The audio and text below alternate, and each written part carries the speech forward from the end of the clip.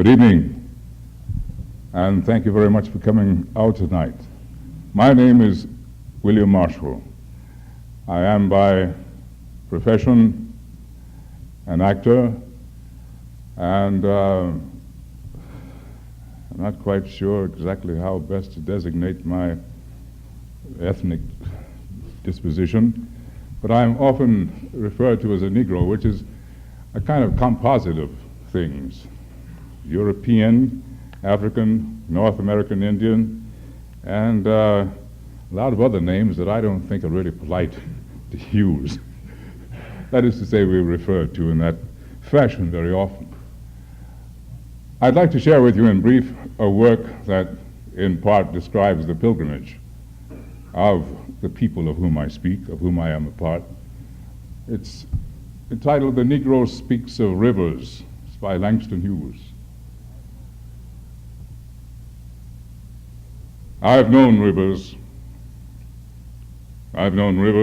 ancient as the world, and older than the flow of human blood in human veins. My soul has grown deep like the rivers. I bathed in the Euphrates when dawns were young. I built my hut near the Congo, and it lulled me to sleep. I looked upon the Nile and raised the pyramids above it. I heard the singing of the Mississippi when Abe Lincoln went down to New Orleans. And I've seen its muddy bosom turn all golden in the sunset. I've known rivers, ancient, dusky rivers, and my soul has grown deep like the rivers. In this brief account, the one river that we perhaps know the most about is the Mississippi, of course. It speaks not about Colorado, which I think during the course of this evening's discussions will be brought up, and a number of other American rivers. There were many rivers that the cattle and the men who drove them drank from. I didn't know about this as a boy.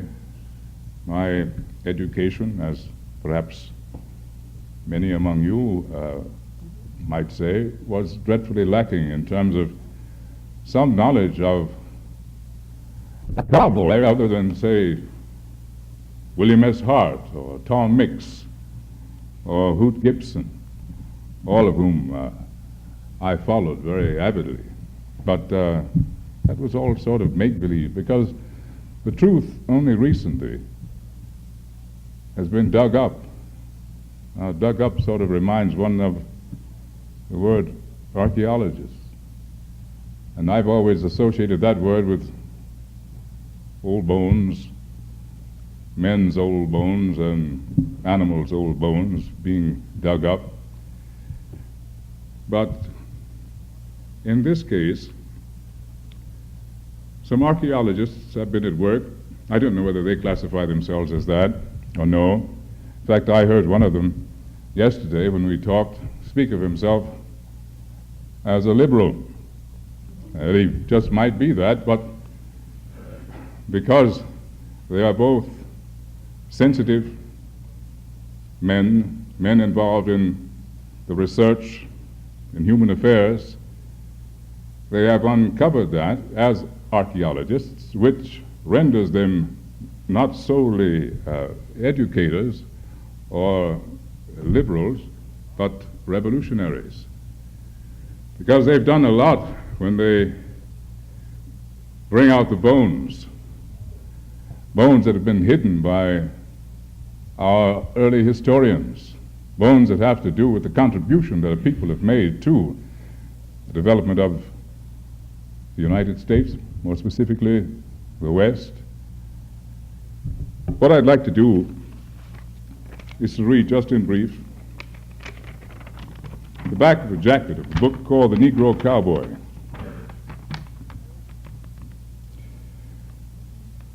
This quote is from a very distinguished historian, Ray A. Billington, Senior Research Associate at Huntington Library. And I quote him. He says, "Few books on the West that I have read have been at the same time so dramatic and so sobering. The authors have rescued from oblivion some of the most exciting and glamorous cowboy tales and have presented them in lively fashion. At the same time, they have revealed that historians for generations have closed their eyes to the large numbers of Negro cowboys who helped to win the West. The result is not only a book that is fascinating reading, but one that makes clear the nation's debt to hitherto unsung Negro heroes of the frontier." In other words, this is a volume that is as timely as it is interesting and should not be ignored by anyone interested in both past and present.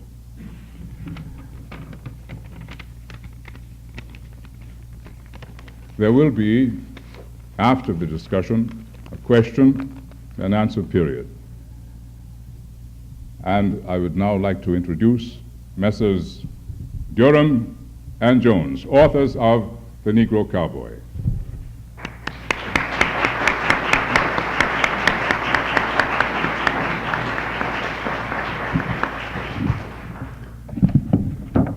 Thank you, Mr. Marshall. We're honored in being introduced by a man who, for most of us, I think, needs little introduction. But perhaps in an unorthodox evening, we should reverse the usual procedure and very briefly introduce the introducer. Mr. Marshall's face and commanding Alcindor-like figure must be familiar to almost all of you. We've had the pleasure of meeting him earlier, and we have talked with him. A man of many talents, an artist who has indeed worked in earlier days as a commercial artist, a singer who has sung both in America and in Paris and in other places in Europe, and above all, an actor and in a very real sense, a star.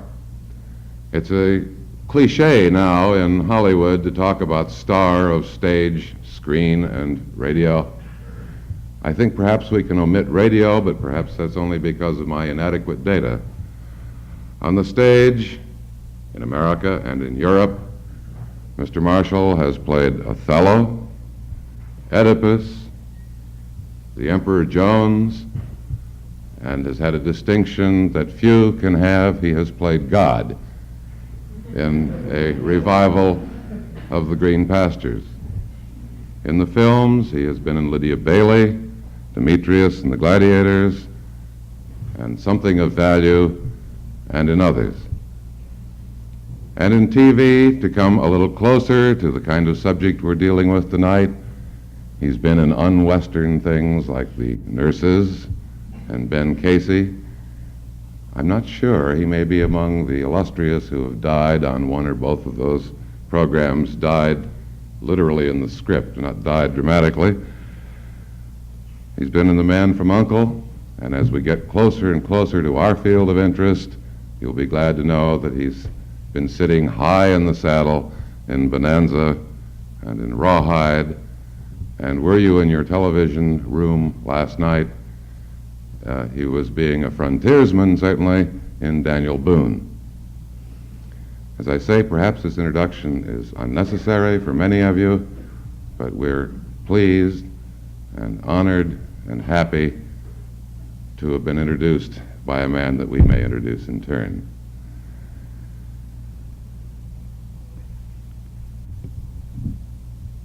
And so, to our subject. We find, somewhat to our surprise, having written about Negro cowboys and having published now 2 books on the subject, that instead of the first question being, tell us more, or were there Negro cowboys in Corvallis, or were there Negro cowboys in such and such suburb of Cheyenne, the first question that always comes up is, how did you get on this subject? Or why did you write about this? And for that matter, when the book was first published, there was the man from the news bureau of a well-known news magazine who called up. He seemed to us almost hostile, saying, "Why did you write this book? You trying to cash in on the current civil rights?" So it seems only fair, to us at least, to point out that while the book was published some 18 months ago, the first article with the identical title, The Negro Cowboys, was published by Mr. Durham in 1953. And that it's been a subject of his interest for a long time and of mine for a shorter time. That we wrote this book was something of an accident. It grew out of an interest really in Western fiction. But this is something I think that he can tell you about better than I. I should say a word perhaps about the format of the rest of this evening. We're going to play Jack in the Box in the sense that he's going to talk about what he can talk about best, and I'm going to talk about what I'm most interested in, so we're going to pop back and forth. Since we've written some 6 books together now, and we've walked around each other's typewriters saying, how could you write anything that's silly, and I don't think that's good, and sometimes in generous moods we've said, I think that's pretty good. We've gotten out of the habit of referring to ourselves as Mr. Durham and Mr. Jones. So that in this kind of discussion, we've tended to fall into what our colleagues call, perhaps remembering Everett Dirksen and Charlie Halleck, the Ev and Phil show. If this seems terribly informal, forgive us. In any event, how the whole subject came up, and I assure you that it came up before I had ever believed that there was one Negro cowboy, can best be told by Phil, who was working in the Newberry Library in 1953.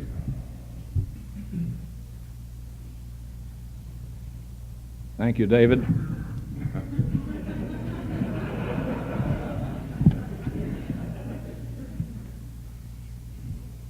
As Ev has said, I was working in the Newberry Library many years ago, and as he also said, our approach to this is through a literary interest. That is, the book turned out to be an historical one, but we arrived at it through a literary approach. That is, when I was in the Newberry Library in Chicago many years ago, going through some accounts of the West, I became aware that almost daily, or perhaps 2 or 3 times each day, I had run across an account of a Negro cowboy. Now, I had read lots of Westerns. I've read them all my life, and I hadn't remembered any Negro cowboys in the Western stories. It took me, I confess, some 10 days for this to get through to me that there was some difference here between the fiction that I had read and the history that I was then reading. So I backtracked through these days and collected enough accounts, enough Negro cowboys, that it seemed that I had a point. About this time, a chap who was arranging a meeting in Chicago wrote and asked if I would read a paper on this, which I did in December of 1953. Subsequently, I wrote a couple of articles. By that time, I was out here at UCLA. They put the thing on the University Explorer radio program, and that was the end of it. Over the years, when Ev and I became acquainted and we started doing some books together, there came a time in the late 50s when he said, or perhaps it was the early 60s, I don't remember exactly, he'd read these articles. Why don't you do something with this in a book form? And finally he kept at me long enough that I said, well, if you're so keen on this, we'll do it together. So we decided that we would give ourselves 6 weeks to find out if there was enough material for a book. And we arranged the time, and we went to our own library here. We got a truck and we went down through the stacks, pretty much hit and miss, and got a truck full of books that we thought might be useful. And we discovered that before the evening was over on that particular first day, that not only did we have a book, we had more material than we could possibly use. And so we put together that book, and in the fashion that we're now dealing with this, Ev takes up the story again. Lest you think we're the whiz kids, I hasten to say we didn't do our research in an afternoon and evening. We merely knew that the material clearly was there, because once we knew what we were looking for and looked, we wondered how anyone could have missed it. The research went on for some 14 or 16 months before we began to write. And then, as Phil has said, our problem was elimination. We realized that what we wanted to write about was the Negro Cowboys. What we hadn't realized was what painful excision we would have to go through to cut out things that were not strictly Negro Cowboys. We couldn't spend time writing about the Negro jockeys, for instance, in spite of the fact that to us it was a surprise to learn that when the first Kentucky Derby was run in 1875, it was won by a Negro jockey, which didn't show any particular special skill. The odds were with him. Of the 14 jockeys in the race, 13 were Negroes. And a number of other Negro jockeys won the Kentucky Derby over and over again until 1902, when the last Negro jockey won the race shortly before Negro jockeys were effectively Jim Crowed out of the Kentucky Derby for many, many, many years. We also ran into miners and trappers and mountain men and the pre-Civil War Negro whaling captain out of San Francisco. We found the barber in San Diego who made a small killing by sending cats in large quantities to San Francisco during the 49 gold rush. And we tried as resolutely as we could to avoid these side issues. A few, however, even now we can't resist. So if I may, I'll ask for our first slide. This gentleman is Jim Beckworth. You've heard of the mountain men, the ones who ranged through the Rocky Mountains looking for beaver, primarily, and other furs for Astor Fur Company and the American Fur Company, essentially the same thing. During the years before the Civil War, at least 3 of those men were Negroes, and this is perhaps the best known of the Negro mountain men. A man who was an associate and frequently a friend of people like Kit Carson, a man who ended his career making his fame not only as a mountain man but as a great horse thief for the Crow Indians. He became a kind of chief in the Crow Indian tribe. He eventually died as the result of a kind of uprising against him in the Crow Indian tribe. But there have been books about Beckworth, and there are other and better books to be written. And similarly, there are at least 2 other mountain men whose histories in the early opening days of the Rocky Mountains would be well worth writing. We also found, if I may have the next slide, please, that when Remington went through the West, sketching and painting, he constantly came back to the Negro cavalry and the Negro infantry. And this is one of his pen and ink drawings of a Negro cavalryman talking the Indian Sign Language with an Indian. The Negro cavalry were the 9th and 10th, and they were among the best Indian fighters on the frontier. And the 9th particularly was always a little condescending in its attitude toward the 7th. It had the feeling that it was constantly bailing the 7th out of trouble. And if you remember, the 7th was accident-prone. It was commanded by General Custer, and the 9th always insisted that if it had been close enough, it might have been able to save Custer even at the Little Bighorn. But in any event, this is not one book, but this is a series of books to write about the Negro cavalrymen who, among other things, helped to capture Geronimo, who fought in a whole series of, let's say, melodramatic engagements with Indians on the frontier.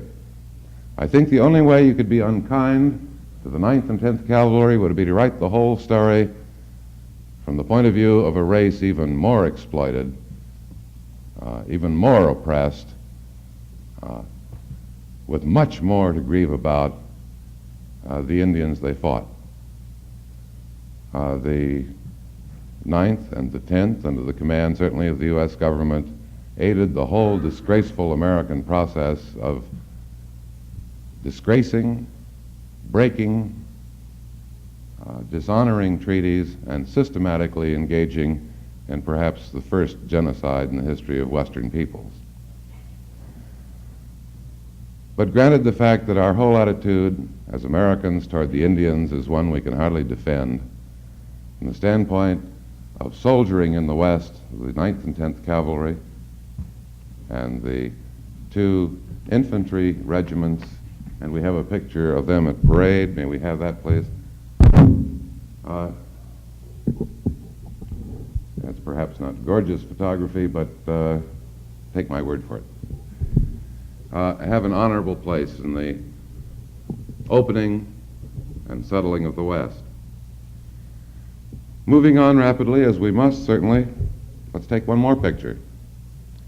And still another book would be the story of the Negro gold miners in the '49 gold rush, or for that matter, in later openings in Montana, in Deadwood City. Wherever gold was discovered, there were Negro miners, there were whole settlements of Negro miners, and many of them struck it rich, and many of them were able to retain what they found. And since I opened by talking about the Negro jockeys, certainly let's look at the first jockey to win a Kentucky Derby. Next slide, please. Oh, got it. This is Jockey Oliver Lewis, who rode Aristides to win the first Kentucky Derby in 1875.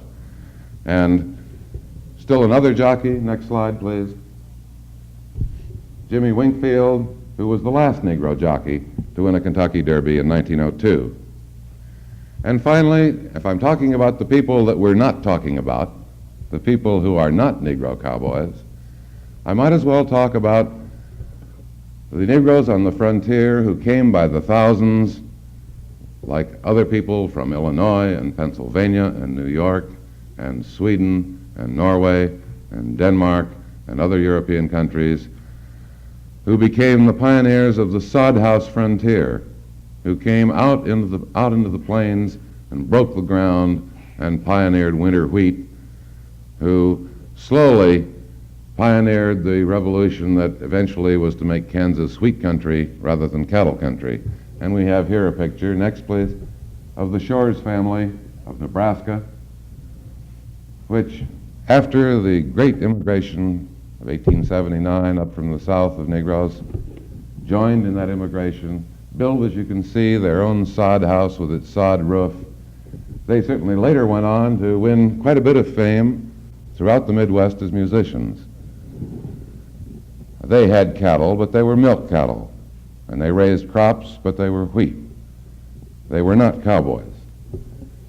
Our interest in this book, at least, was in the Negro cowboys, because we knew that there were not just a few, there were thousands, so we concentrated rather than on all of these fascinating whalers and miners and farmers and trappers, on the cowboys. So let's concentrate. Phil. It always takes a little while to get to the cowboys, but we do.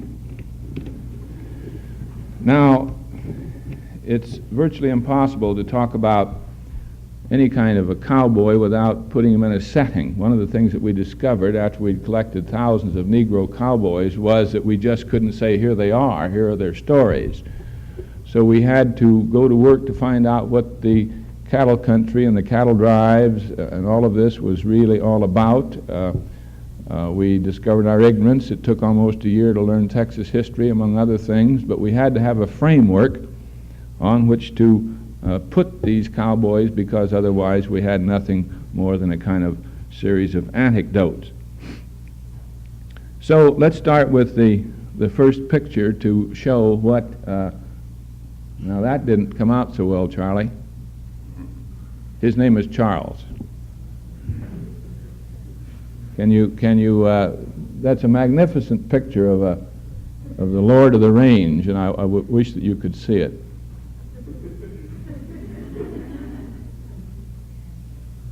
Well, maybe it'll come through here in a moment. The point is that is one of those great longhorn that the Texans discovered after the Civil War when they went back to Texas, that what places they had were run down. Financially, they were in serious trouble. Their property was worth nothing. But there were in Texas, at the end of the Civil War, approximately 4 million of these beautiful beasts, more or less running wild. So they decided that this was a possible way of regaining some of their lost economic resources. And in 1866, the year following the end of the war, they got together more than 250,000 of these and started driving them north with the hope of finding a market for cattle, because they knew that during the war there were many sources or potential sources that would and should and could buy these cattle. Let's try the next one. That's getting a little bit, we haven't got it yet. I don't know what's gone wrong here. I don't think he'll do it, Ev, but I'll leave it up to him. Charles, would the house lights make any difference?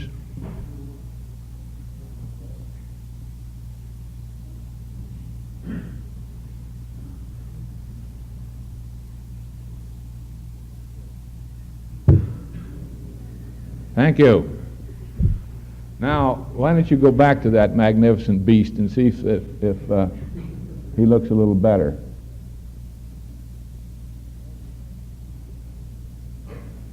The Lord of the Range. All right, now you can go back to the roundup.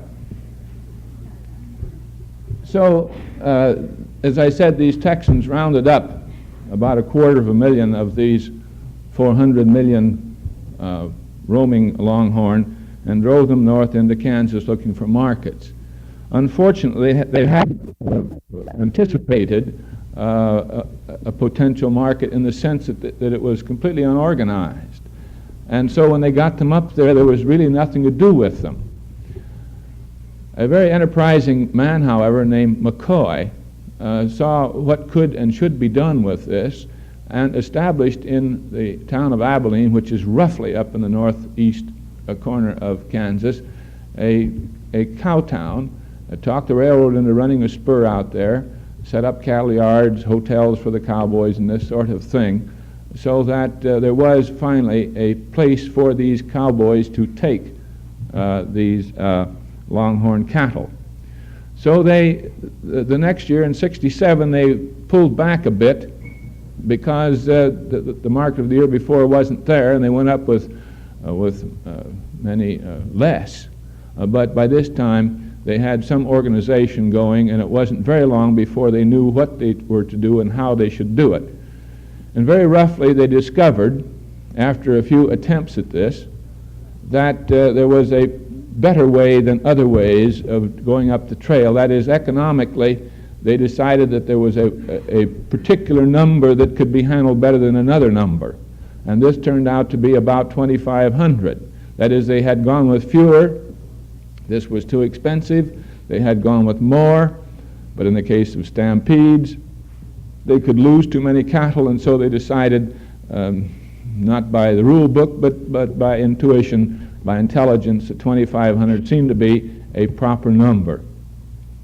They then discovered that 8 cowboys, or 11 in the outfit, could adequately and economically handle these 2,500. They had 8 cowboys. They had a trail boss, a wrangler, and a cook. The trail boss, as you know, was the king. His word was law, like a sea captain. The cook was almost as powerful. If anybody crossed him, you could have some pretty bad chow for several days. The wrangler was generally the junior one of the outfit, although he had a very responsible job in that each cowboy had anywhere from 4 to 6 to 8 horses, and he could ride only one at a time, obviously, so the wrangler had to keep the others, 50 or 60, in condition, moving along, take care of them at night, and so on. And then among the 8 cowboys, give or take a few, depending on the outfit, if there were 8, however, you had generally 2 riding point, 4 riding swing, 2 on each side, and 2, the lowliest of the crew, riding drag, and they ate all the dust. And maybe we have the next picture. You can get some idea there of the way once they got on the trail, how the herd spread out, it goes way on into the distance. The trail boss had gone ahead to plan the drive for the day, where they were to bed at night. He'd watched for water, for wood, for various kinds of creek and river crossings and whatnot. And the point riders were to get the best leaders of the steers up in front so that they could best control and then they spread them out, and the swing riders rode up and down, and the riders were back there to keep the stragglers more or less in line. And may we have the next picture? This is intended to show a swing rider, although he's not swinging too great there. May we have the next one? Here's a point rider. No, it isn't either. He's a wrangler. The one before was the point rider. This is a wrangler, and you can see the number of horses that he is responsible for. And at night, when he made a corral for them, he had nothing but a single rope that he tried to find a stake or a tree or several to put around to keep these horses in, so he had a considerable responsibility. And then I mentioned the cook. Now, the cook, according to the hundreds of records that we saw, I think as often as not would have been a Negro, a cowboy who had become perhaps too old, too stove up to ride anymore, because the life of a cowboy in those days was something like 5 to 7 years, because this kind of constant riding, this daily work in the saddle from dawn until dusk, it was so difficult on them physically, it ruined their kidneys and whatnot, that about 5 to 7 years was more or less the maximum. They didn't like to leave the range, and so if rather than do that frequently, they stayed on in jobs that were not so demanding, and cooking was one of them. Incidentally, too, the records show that of the 8 cowboys, that they probably averaged out 2 or 3 of the 8 would have been a Negro. The wrangler frequently was Mexican. They were awfully good with horses. Occasionally, however, there was a Negro wrangler. The trail boss, more often than not, would have been a white man, but on occasion there were Negro trail bosses, and in fact there was one, Al Jones, who was quite a famous Negro trail boss. But now back to the cook, and may we have the next picture. This is a Remington picture that we show only to indicate that Remington was aware of the fact that frequently on a drive the cook was a Negro, and he did this picture accordingly. And the next, that's beautiful, Charles. The next one is just a picture to show you the chuck wagon, how it's let down in the back. The cook was a very important person. Frequently, he was the only one in the outfit who could read and write, and he had to read the letters if the cowboys got one, and a cowboy got a letter, say at Red River Crossing, and the cook would read it to them with his eyes and ears closed, and then he would write the letter back to the girlfriend. He carried all the medicine, which was mostly calomel in case they got sick. He carried all their bedrolls. He took care of them. He was the father, mother, confessor, brother, and whatever. And frequently under the wagon here, you don't see it here, there was a skin stretched out, tied by its 4 corners, called a coonie, in which he carried the wood in there, because frequently at stops they didn't have wood. But that's his kitchen, all of his food's in there, and he takes care of the crew from that position. Now, Charles, if I may have the next one. this is to suggest in a very rough, broad kind of way what went on. There are three main trails. There are hundreds of trails, perhaps thousands of feeder trails, but three main trails. The one on the far right is the one that goes up to Abilene, the original main trail called the Chisholm Trail. But the point is that the span of years during which this movement took place was very short, 20 or 25 years, so that when we talk about these things, we hardly talk about them chronologically. It's almost as if everything happened simultaneously. So that when they started in the lower part of Texas and began going up to Abilene, within the first year, the people moved in so quickly that the real life of Abilene as the queen of the cow towns was very short-lived, and so almost by year they kept moving the cow towns, so that the next year they were in Ellsworth, the next year Newton, the next year Wichita, then Caldwell, but in the meantime they had started the western or Dodge Trail, which as you see is the dotted one going up to Dodge City, so that these again are working simultaneously. And there's a cutoff, you notice there, up below Caldwell from the Chisholm Trail going over to the Dodge Trail, because the people were moving in so quickly, the farmers, the squatters and whatnot, that each year it was difficult to go through them. And as they were going to Abilene, these other towns, as they were going to Dodge, they were also going on past Dodge, because in the meantime, or simultaneously, the ranges were opening up in the north.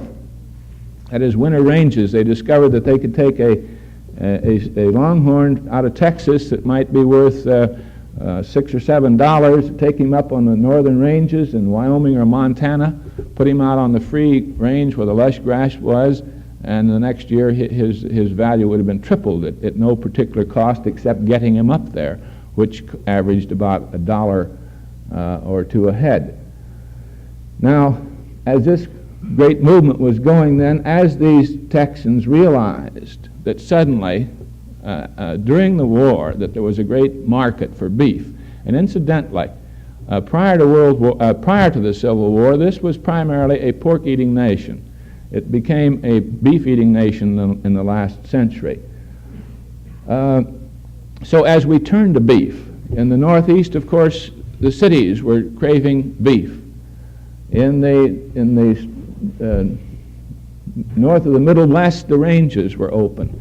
Out here in the Southwest, in New Mexico and Colorado, the government had put the Indians in reservations, thousands and thousands of them, and this called for thousands and thousands of soldiers, of troops to take care of these Indians. So in all of these reservations throughout here, there was a great demand for beef. And this is what brought about, really, the third main trail, which was named after two cowmen of Texas, a man named Goodnight and a man named Loving. And that trail, which you can see dropping down to the Pico and up, is the Goodnight-Loving Trail, named after those two men. And again, this is more or less simultaneous. This was going on at the same time the other trails were developing. They saw the possibility of getting cattle out to these reservations where there was this great demand and where the government would pay high prices if they could make it. Now, the natural thing to do would have been to cut right up through the strip there into Fort Sumner, Las Vegas, somewhere in there, except that that was pretty solidly Indian country, and they knew they couldn't make it. They had to drop down below and come up along the Pico. The difficulty was that about 80 miles east of the Pico there was all desert. And longhorn or any kind of cattle for that matter can go one at the most 2 days without water. Now, even an all-steer herd could make no more than 15 miles a day.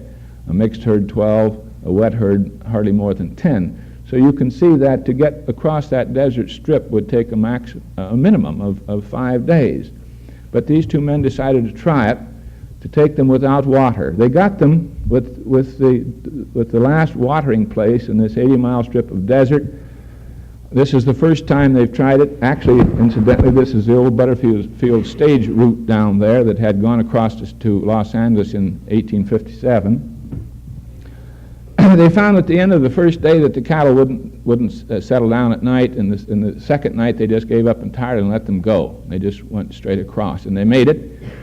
Of course, when they smelled the water of the Pico, they stampeded, they crowded in on each other, they killed 400 or 500 of themselves, but when they got up to Fort Sumner, the cattle was so welcome that they cashed in and made a tremendous amount of money on this.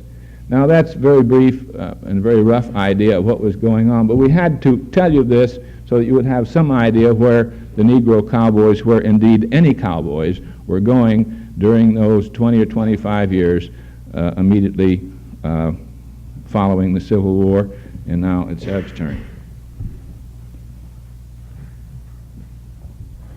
So with the background filled in, we can come back to Negro cowboys. As Phil said, certainly of the 8 cowboys and an 11-man crew, perhaps 2, perhaps 3, perhaps 4, probably an average of 3 of the cowboys were Negroes. The wrangler might or might not be a cowboy or Mexican. The cook was more likely than not to be Negro. The trail boss was more likely than anything else to be white, since frequently he was the owner of the herd or a specialist in trail bossing who was an old friend of the Confederate clients for whom he was handling cattle. But we know from having gone through the records of the drives in the cattle books and in the memories of old trail drivers that this proportion holds out over and over and over again. We have also the statement of Saunders, who was at one time the president of the Trail Drivers of Texas Association, his estimate that some 35,000 different men were engaged in the 30 years after the Civil War in the long drives from Texas to Abilene, from Texas to Dodge City, from Texas to the Pecos, and up through New Mexico to Colorado. Of these 35,000 men, he estimated that a third were Negro and Mexican. Well, we know that from the records, from the names, from what is written about many of these drives, that there were far, far more Negroes than there were Mexicans. The Mexican faced a number of very special problems when he went north. He had a language problem. He, more frequently than not, had a very rudimentary command of English. Consequently, as you study the Mexican vaquero, and this is another book I recommend that someone write, there have been some, but there could be better, you find that the vaquero tends to be concentrated in the El Paso area and then down through the Trans-Pico, Texas area and in and around Austin and south. And that, of course, is the area of the now remaining Great King Ranch, which operates with large numbers of Mexican vaqueros. Though they no longer use the term the King Ranch these days, cowboy or vaquero, since their people tend to spend most of their time inoculating very expensive, slow-moving cattle with antibiotics. They ride to work in pickup trucks. The foreman of the King Ranch, to add insult to injury, doesn't ride a horse. He drives an air-conditioned Buick sedan. But in any event, in our time, for that matter, the vaqueros tended to be concentrated in the westernmost portion of Texas. And there was a very real language problem. And beyond that, as he drove north, the Mexican vaquero ran into prejudices which were, in many ways, the farther north he got, even stronger than those that any Negro might encounter. He was foreign. He was unable to speak the language. He was with a group of Texans whose prejudice against Mexicans was sometimes even greater than its prejudice against Negroes. He found himself barred from restaurants, gambling halls, and, to be delicate about it, other institutions of entertainment that Negro troops had opened up to Negroes. He was consequently quite properly unhappy on long cattle drives, and certainly there were far, far more Negroes than Mexicans. Using the Saunders estimate, using our own counts, we can say very, very conservatively that there were at least 5,000 Negro cowboys riding out of Texas during the 30 years after the Civil War, riding to Deadwood City, riding to Dodge City, riding to Cheyenne and to Miles City, Montana, riding to Abilene, where they poked cattle into cattle cars. Let's have a slide. This is a picture from, as you can tell, Frank Leslie's illustrated newspaper in 1871 of the loading at Abilene. The other name for cowboy, cowpoke, comes from these days when cowboys were using long poles, long pointed poles, and poking, literally poking cows into what now look like antique cattle cars. With modern progress, the cowpoke now pokes him with an electrically charged stick, which gives the animal an electric shock and forces him to go into the modern car. But this is the loading at Abilene. And talking about Abilene is talking about the first of the cow towns, the cattle towns that have become famous or infamous in the history of the West, and which sometimes are glamorized or which are glamorized weekly on television as the hero of Gunsmoke or Wyatt Earp or you name him walks down the street looking handsome, clean-shaven, and heavily armed. We might as well talk first of all about Abilene, because in the history of Abilene, one Negro figure certainly. As soon as Abilene began to get cattle in 1867, the town fathers realized right away that if they were getting cattle, they were getting Texas cowboys, and if they were getting Texas cowboys, they were getting saloons, and if they were getting saloons and Texas cowboys, they'd better build a jail. And so they built their jail, and the first man to occupy that jail was a Texas Negro cook who had come up the long trail for more than 2.5 months. Once the herd and the crew were outside of town, he rode into town, enjoyed some food that he hadn't had to cook himself, lots of whiskey that he hadn't had for weeks and weeks, and began shooting mostly at the sky, but shooting nonetheless in Abilene. And as one account puts it, the marshal, by some unaccountable good luck, arrested him and put him in jail. So the Negro cook posted the first record for Abilene. He was the first prisoner in the new jail. The only trouble was that as the evening wore on, the Texas crew out on the prairie, or the plain more accurately, began to get hungry, rode into town, inquired about the cook, found out what had happened to him, rode past the jail, shot the lock off the door, liberated him from jail, rode past the offices of the town trustees, filled the offices full of stray bullets one way or another, and took the cook back out so they could get a meal. So that he posted the second record. He was the first man in the Abilene jail, and he was the first man to break out of the Abilene jail. In all of this driving that we've talked about, in order to talk about the mechanics of it, there are similar stories of stampedes, of river crossings, of encounters with wolves, Indians, maverick cattle, but we don't have time for those. We can always say we're trying to peddle the book. Let's have the next slide, please. This is an unglamorized Dodge City. This is the Dodge City which has changed somewhat when it appears on television.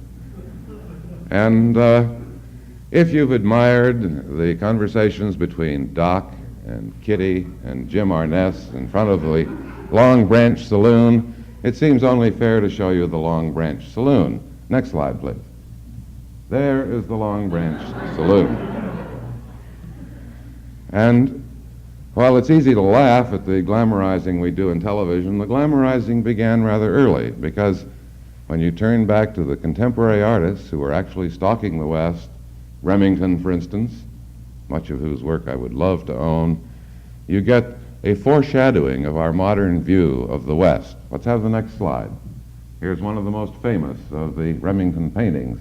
We don't have the color, but this he called a misdeal. Obviously the bloody end of an argument over poker, and here you begin to get the 6-gun, the countdown in the saloon, the beginning of the Western myth about which we hope to write more. But And we hasten to say that here again, while we're not going to be able to deal with it tonight, there were certainly Negroes involved in just this kind of situation in glamorous places like the Long Branch, and in fact, one just such scene between two Negroes in 1869 did take place, in which both were killed, both were too good at shooting, and perhaps both were too slow at shooting, and other similar stories could be told. And this brings me, I think, to something that both Phil and I would like to stress. As we say, there were at least 5,000 Negro cowboys. There were certainly at least 25,000 other cowboys, and probably more. But the cowboys that you learn about when you look into the records of the West are the cowboys who were conversation pieces. If among your own friends you know 5 good women and one who is suspect, about whom is the gossip? And much the same thing is true in our knowledge of the West, both white cowboys and Negro cowboys. You say cowboy and people think of Billy the Kid. You say West and they think of Jesse James. And this is what we found, that frequently the names of cowboys on a crew driving up from Texas were never mentioned unless one of them was a bad character. And at that point, of course, his name was mentioned and stories were told over and over again about him. So as this evening wears on, from here on, you're going to find us talking about not the typical Negro cowboy, of whom there were thousands, who spent his time punching cattle and rode into Abilene or Dodge City and collected his wages and had a few drinks, saved much of his money, got on his horse and rode back to Texas. You're going to find us talking about some of those who dallied or who misbehaved or who behaved in ways that, to put it mildly, were unusual. And let's take one such. And the next slide shows us a picture of Benjamin F. Hodges at the top. Is this the only slide I guess we have of Hodges? We have a better picture of him, but we'll leave this on. Ben Hodges was a Negro cowboy who rode into Dodge City certainly before 1870. And I perhaps should digress here for a moment to say that one of the first problems anybody writing a book like this faces is the problem of defining Negro. As Roy Ottley has said, the American Negro is a composite of so many races and cultures and points of view and experiences that the only definition that he, Roy Ottley, would hazard would be that the American Negro is a state of mind. And we ran into much the same thing. If you look at the legal definitions in the southern states, you have a certain scornful pity for the legislature of Virginia, which originally, having passed lots of Jim Crow laws early in the 20th century, decided to define a Negro as one who had a Negro parent. And then they decided that perhaps they were missing a few Negroes. So they said anyone who had 1/8 or more Negro blood, whatever that is. And then finally they said 1/16 or more Negro blood. And then finally they came to the conclusion that other legislatures in the same disgraceful period came to anyone who had any ascertainable admixture of Negro blood, whatever Negro blood is. We ran into much the same thing. Certainly reputable anthropological study has shown that people who are known as American Negroes, of them at least 30% can claim or could claim or can be proved to have Indian ancestry. And if you turn it around the other way, of the existing American Indians, many, many, many have Negro ancestors. And it goes without saying that both groups have white ancestors in large quantities. The definition of Negro becomes, if you start trying to quantify it, becomes utterly impossible. We took the only definition that for us was possible. Any man who said that he was himself a Negro, or who was known to his friends and associates and was referred to as a Negro, was for our purposes a Negro. I bring this up because, coming to Ben Hodges, we have a man who had a Negro mother and, as he said, a Mexican father, and who claimed to be, in later years in Dodge City, the owner of a great Mexican land grant. It was common gossip around Dodge City that Dodge City was was in the middle of what had once been a great Spanish land grant. And Hodges, who'd already developed a reputation as something of a bluffer, was jokingly told one time by a couple of cattlemen, maybe you're the heir to this land grant, maybe you own all of this land. Well, that might have been a joke, but to Hodges it was an inspiration. He disappeared from Dodge for some 5 or 6 months and came back with papers heavily embossed with seals and ribbons showing that he was indeed the heir to this land grant, which included, among other things, Dodge City. And he managed to find a lawyer fairly recently arrived in town who didn't know that he already had something of a reputation as a confidence man, who was willing to take up his case, and later a judge in Kansas City was willing to take it up, and it began to crawl through the courts. One suspects that Ben wasn't eager to hurry it through the courts because it gave him a great deal of status in Dodge City. Before long, people were treating him to drinks. Storekeepers, some of whom believed him, some of whom didn't, were either selling or giving to him at very reasonable prices fancy guns, saddles, clothes, and he meanwhile was in a position to go on to bigger and better feats. He'd long since conned the railroads into giving him annual passes on the grounds that he was a great shipper of cattle. Foresightedly, he'd written to the county clerk of a county in eastern Kansas and had asked for the tax records on 16 sections of land. These were something that anyone could get, and he got the tax records. And then he waited for an opportunity to use them. When the Wright store, which was the big store of Dodge City, burned down and its big safe fell through to the basement and fell on its doors so that nobody could open the safe for some 3 weeks, Ben was ready. He immediately went to the newest banker in town, produced these tax bills, which he'd gotten from the county clerk of the eastern county, said that he had the grant deeds in the safe, which unfortunately at the moment was unopenable, and managed to get from the banker a letter saying that Ben Hodges was a man of known good character and the owner of 16 sections of eastern Kansas land and should be treated with courtesy and given commercial confidence. Armed with this, he went to other bankers, both in Dodge and in Kansas City, and got other letters of recommendation, essentially short of letters of credit. Armed with these, he rode down those trails that we were looking at earlier to meet incoming Texas cattle herds and contracted for delivery of cattle at Dodge 6 weeks to 2 months later. Then he came back to Dodge City, and here he had troubles because he found that bankers were very free with letters of recommendation, but they were much more reluctant to lend money.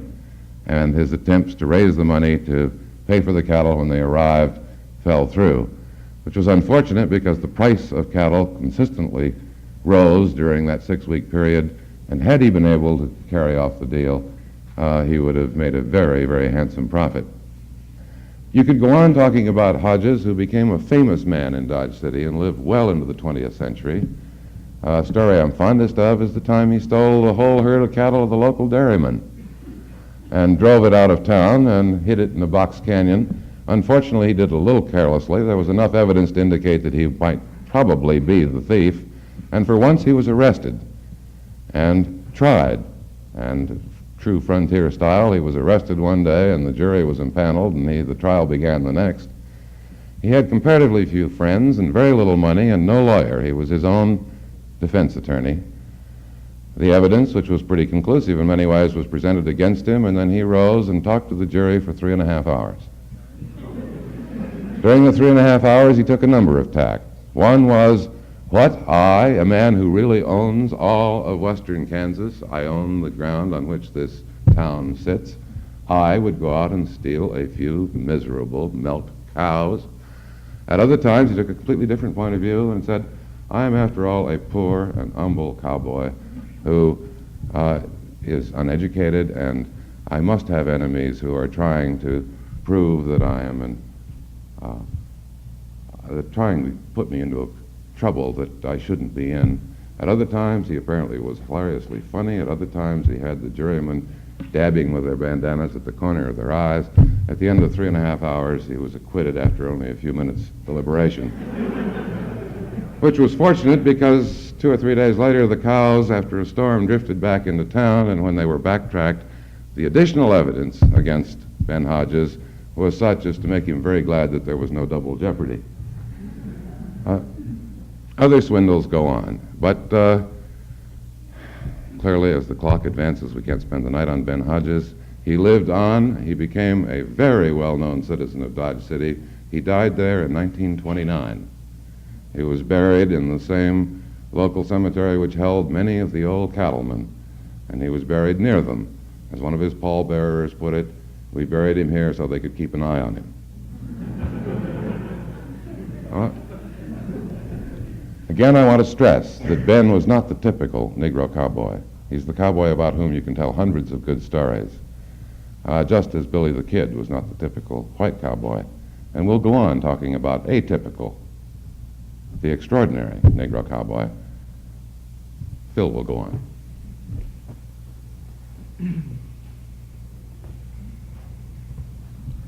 As Ev says, the temptation to digress is considerable. We come next, however, and may I have the next slide, to one of the most fascinating of all the Negro cowboys, the only one. We understand that there are others who have written the accounts of their lives in the West, but this is the only book that we know of that was published, written by a Negro cowboy, a man named Nat Love, who was born in Tennessee as a slave some 15 years before the Civil War. And with the end of the war, he was freed, and he decided that from all the stories he had heard, there were great opportunities for young men in the West. So he rode out of Tennessee, and this is his own account, into Kansas, into a cow town, where a Texas outfit had just delivered a herd and offered himself for hire. He said there were several other Negro cowboys in the outfit, but he was tested by being put on a very difficult horse, which he rode, and he was hired, and he rode back down the trail and spent the next 25 years as a cowboy with various outfits in Texas and the Southwest and so on. His story is a fascinating one. We suspect that he had been reading a lot of dime novels when he wrote this and published it in Los Angeles in 1907, because no one man could have covered as much ground as Nat did. But then I suspect every story written by any cowboy, especially some years after the fact, they were prone to not only to remember all of the things that happened to them, but all the stories that they'd ever heard, and they all got into their accounts, each story happening to the individual. At any rate, his stories are as valid as many, and they're very exciting and, in fact, much more interesting than most. One of the occasions for a certain amount of notoriety in connection with Nat Love came about in 1876, and if you can read that down there, it says the roping contest at Deadwood, South Dakota.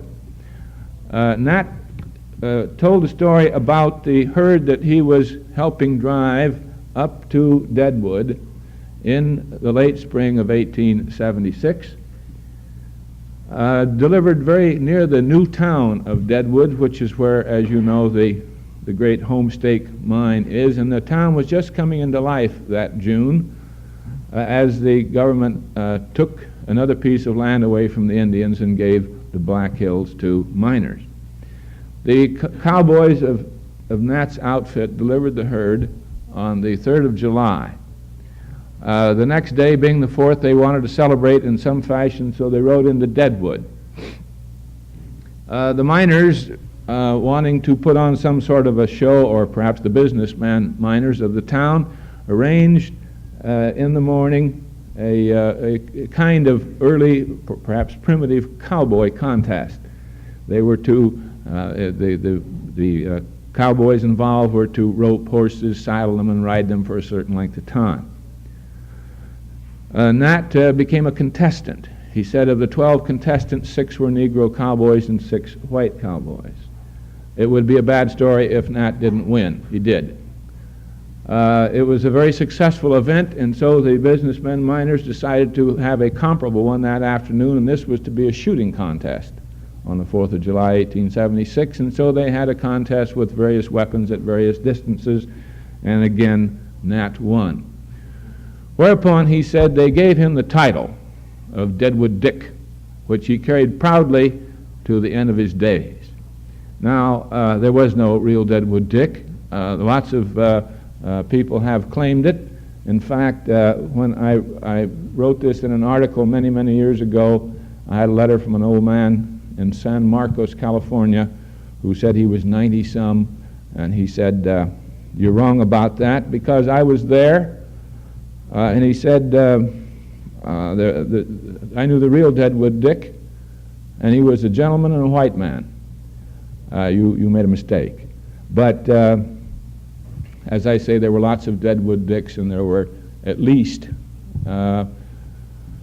33 dime novels called Deadwood Dick and 99 dime novels called Deadwood Dick Jr. So Nat's claim is as good as any. It's a very interesting book in that he tells about his life on the plains during that 25-year period in cattle drives up and down the trails. Unfortunately, when the trail driving days came to an end near the end of the century, he, like most of the cowboys, disappeared with the trail drives. Some of them did a little better than Nat. Nat became a Pullman car porter in 1890, but in his account in 1907, he seemed not to begrudge it too much. He still talked with great interest and fascination, and very proud of the fact that he had been a part of the opening up of the West. During this little stint that I'm here at the podium, I'd like to deal with one more man. May I have the next slide? This is a collection of, as you can see by the title there, brush poppers. And the reason I'm showing this is that the second man from the left is a Negro cowboy. The man I'm going to talk about for a moment is Bob Lemons. I don't have a picture of him, so I show this Joe Mora picture because Bob Lemons was a so-called brush popper. A man that was a part of a group of men who went out, who made a kind of a living bringing in wild horses. Lemon's story is more interesting than most because he seems to have had more talent than most. Now, we've known for a long time that frequently when the big ranches needed more horses, they sent men out to bring in bands of wild horses to replenish the decreasing amount. It was not easy. The wild horse bands roved in groups of about 35, 34 of which were mares generally, and the 5th was a stallion, the 35th, who had complete control of this group. They generally ran back and forth. They roved an area of something like 25 by 35 miles. They were very wild, and so-called walking down one of these groups was a very difficult thing indeed. They'd been working at it for years. They'd try to learn something from the Indians in this respect. Bob Lemons was unusual. He had developed his own technique, which was that when the boss of an outfit decided that he needed more horses and he was going to bring in a band of wild ones, he frequently sent for Bob Lemons because of his reputation in this respect and pointed out the herd that he wanted, and Lemons went out to bring the herd in all by himself. The first thing he did was to be sure that he disassociated himself with any man or man smell, so that when his food supply was brought to him every few days, he insisted it be put up in the crotch of a tree and he wouldn't touch it until any man smell had left it. He followed the herd on horse at a distance, a respectable distance, for several days until that herd of wild horses became perfectly accustomed to him being on the periphery. As they became more accustomed, he moved closer into the herd itself. Finally, there was a day when he was riding with the band of wild horses, and they accepted him as another wild horse. After he had ridden with them long enough, his job then was to displace the stallion and become the stallion. And he said, I was a stallion. He was very philosophical, perhaps even psychological about this. Now, he had to get rid of the stallion. That wasn't quite so easy. He was hard to drive off. He didn't kill him unless he had to, but he finally took over, and he became the stallion of that herd of wild horses. He then led them wherever he wanted to take them, so that they responded to every movement that he made. He would take them to water. He would take them away from water if they wanted to go. He would lead them in fear. He would pretend fear. He manipulated them until they responded at his movements just automatically. When he knew that he had complete control of the herd, he gave a sign from a hill, and the Cowboys had erected a temporary corral. They opened the gate, and he came leading his herd down into the gate, and they closed it, and he told them to take over and break the horses. He said, I became a stallion, which he did. He was unusual in that respect, but certainly one of the best that we know about in the entire Southwest. And now, of course, it's time for Evigan.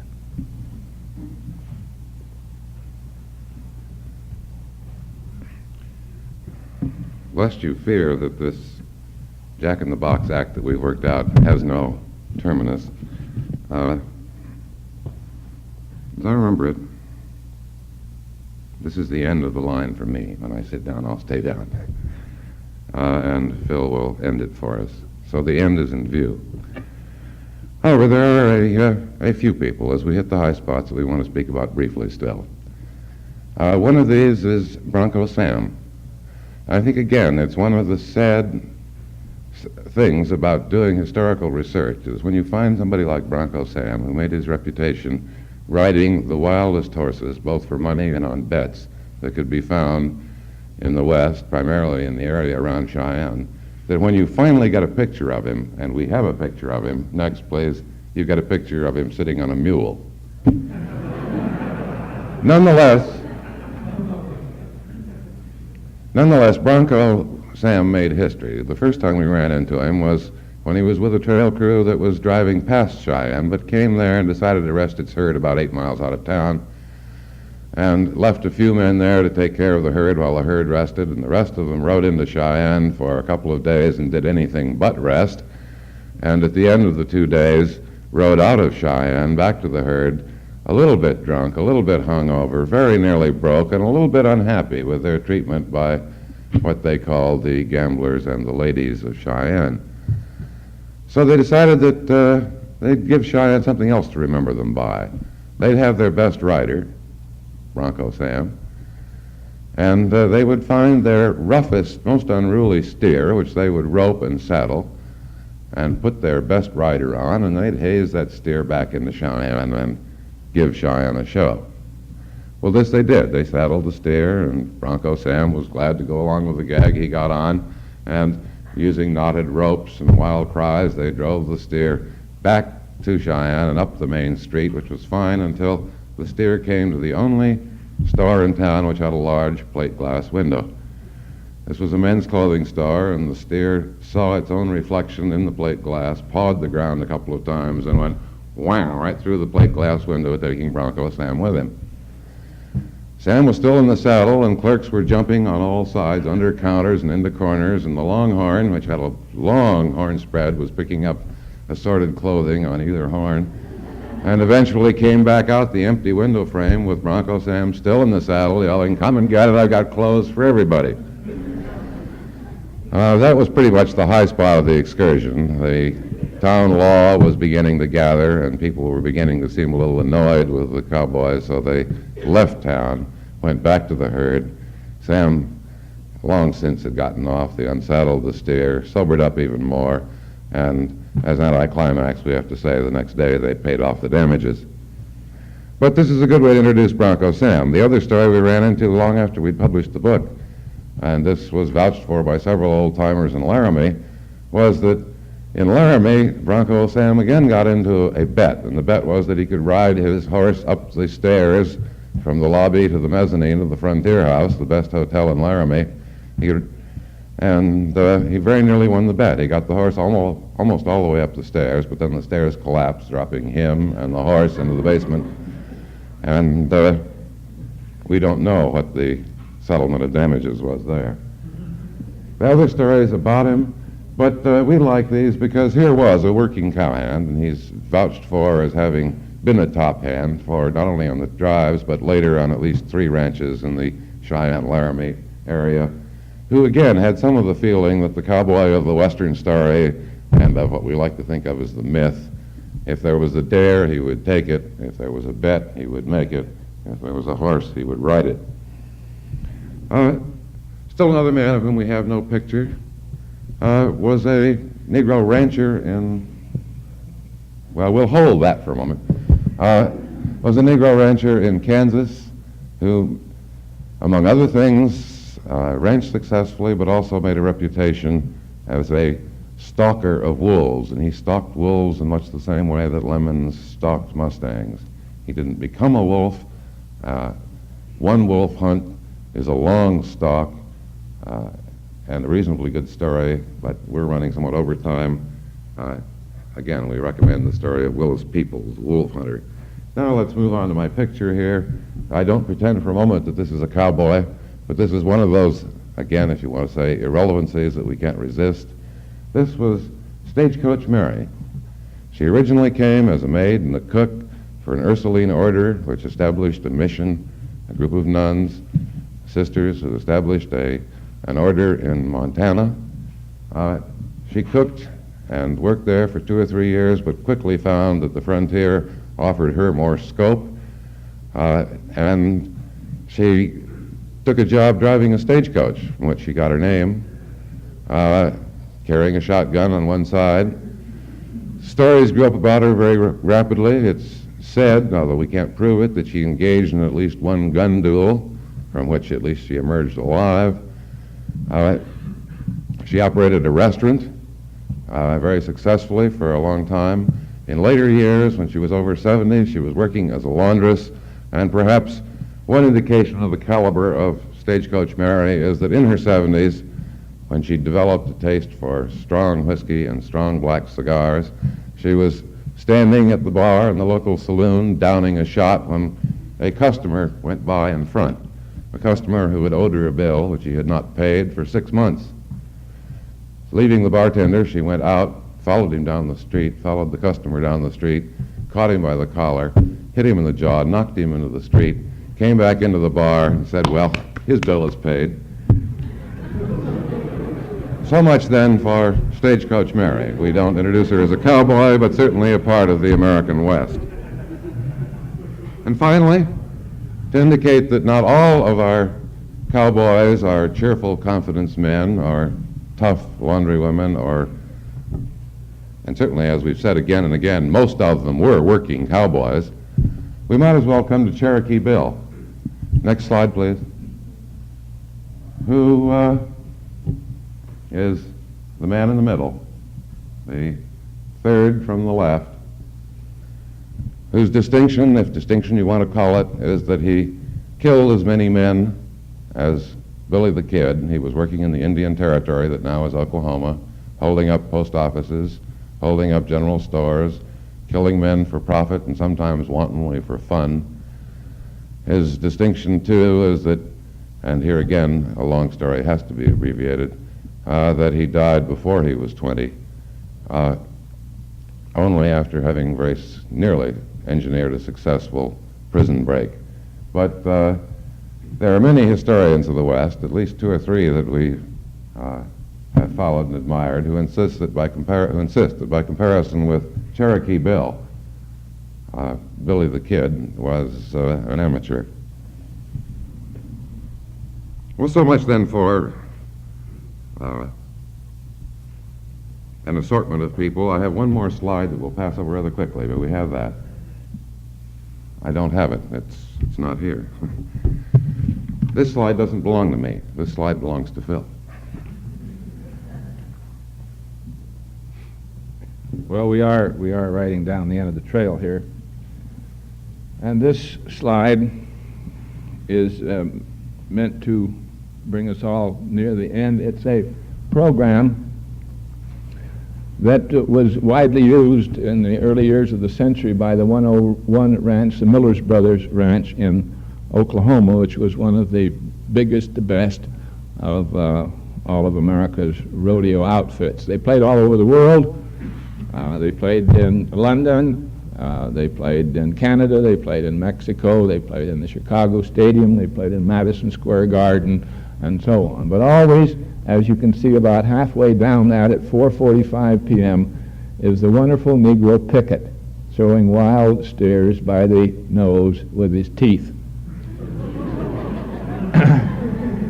Bill Pickett was given credit. In the first place, he was a magnificent ranch hand and cowboy. Everybody attests to that. He was a mainstay on the Miller Ranch, which was a very, very big ranch. But he is given credit for inventing bulldogging. Now, in recent years, the Society for the Prevention of Cruelty to Animals has stopped Pickett's innovation. You have to do it now with your hands. But in those days, he bulldogged as they used to when they used bulldogs. That is, in the very old days, and you can find accounts of this in Old English times, they had bulldogs go in and attack bulls and try to get them by the nose or the lip with their teeth and hang on. Now, I don't know how much Bill knew about Elizabethan literature, but he did figure out that he could bring a bull down more quickly and more effectively with his teeth than he could with his hand. And so when he went off his horse onto the horns of the steer, he reached underneath and got the steer by either the nose or the lips with his teeth, and this took some of the fight out of the steer. So when he brought the steer down, unlike the modern cowboy who raises one hand, Bill could raise two. He became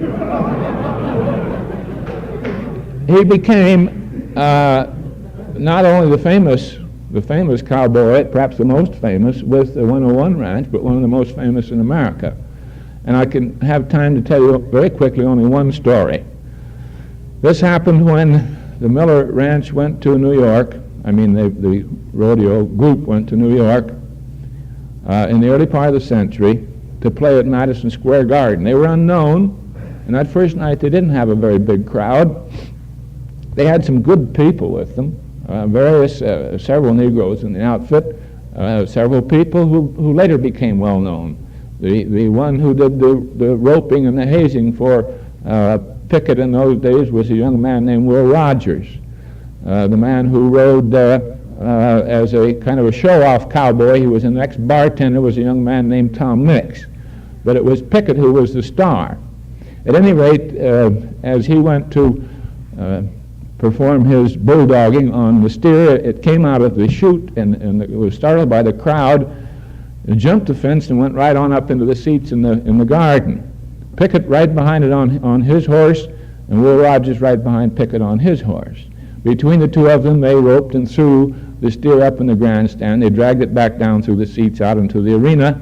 There were some newspapermen there, and the next night and the rest of the week they had great crowds. He, too, lived to be a very old man, dying, as I recall, the same year as Ben Hodges in 1929. An old man in his 70s who had gone out to get a sorrel for his boss who was ill, and he couldn't dodge as well as he had in his youth. He was kicked in the head by the horse, and I think 11 days later was dead. Perhaps we can have another one here. I think we have a slide of Bill. Yes, this was in his later years on his famous horse called Spradley. This one, as I recall, was a picture that had to do with the time that they went to Mexico City, and he actually went out and spent over 5 minutes in the ring trying to throw a fighting bull. Neither one won, but he didn't give up. Next slide, please. This is the last. And actually, this is one of our prize pictures, and it's one of my prize stories. Although if it hadn't been for Ev, I never would have heard of it. When our book came out in 1965, we began to get all kinds of letters from various people. Why didn't you include this one or that one or so on? And we confessed that we didn't know everything and hadn't included everybody. One of the ones that we didn't include was this man, although I had heard about him from a friend, a writer friend, who had been around California for many years, and he kept saying to me over the years as we were working on this, you must find something about Jesse Stahl. And I never could find out anything about Jesse Stahl. And I finally said to this friend, look, I can't use your oral stories. I can't make this up. There's no evidence, so he doesn't get in the book. About 3 or 4 months after the book was published, Ev's friend had gone back to New York to close the house for her aunt and uncle, as I remember the story. The aunt and uncle who had traveled a lot at the turn of the century and had become very old, and as they both died, they left this house, and this niece had to put the things in order. In the attic, she found, among other things, a great number of cardboard boxes full of postcards. This couple, 50 years before, as they traveled, had collected postcards. Now, I know that this sounds a little strange, but this is what makes research interesting and exciting. As this woman was carrying across the room one of these boxes, a card fell out. She picked it up, and although it is 50 years old and you can't see it, and very faded, it looked to her very much like a Negro cowboy. So she sent it out. Ev called me. I rushed over. He had a magnifying glass, and sure enough, it was a magnificent picture. We then had it blown up, and it became even more exciting. And down in the left corner here, it says Jesse Stahl, the rodeo Salinas, glass eye rodeo Salinas. At this time we knew next to nothing about the California rodeo in Salinas, but at least we were very much interested in this, so we one day went to the library and discovered that there was a newspaper in Salinas that had been running since the 19th century. At this time, we were rewriting this book as a juvenile edition.